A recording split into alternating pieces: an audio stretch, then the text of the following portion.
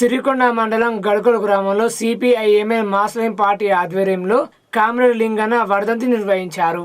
సాయుధ దళపతి కామ్రేడ్ పూణెం లింగన్న 6వ వర్ధంతి సందర్భంగా ఆయన విప్లవ స్ఫూర్తిని కొనసాగించాలని మాస్లైన్ రాష్ట్ర నాయకుడు రామకృష్ణ పిలుపునిచ్చారు. ముందుగా ఆయన చిత్రపటానికి పూలమాలలు వేసి నివాళులు అర్పించారు.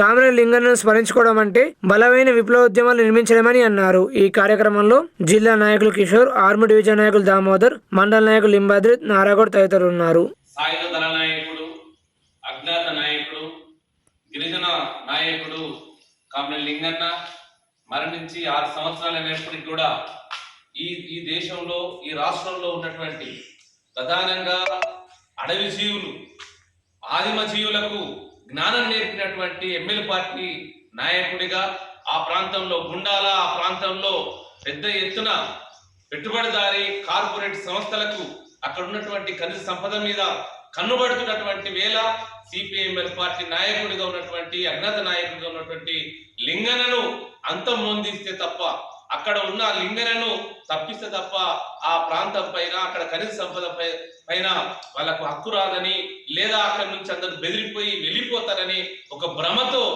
అక్కడ ఉన్నటువంటి, ఆ రోజు ఉన్నటువంటి టిఆర్ఎస్ ప్రభుత్వం ఉన్నటువంటి వాళ్ళు బూటకపు ఎన్కౌంటర్ చేశారు, పట్టుకొని కాల్చి చంపారు.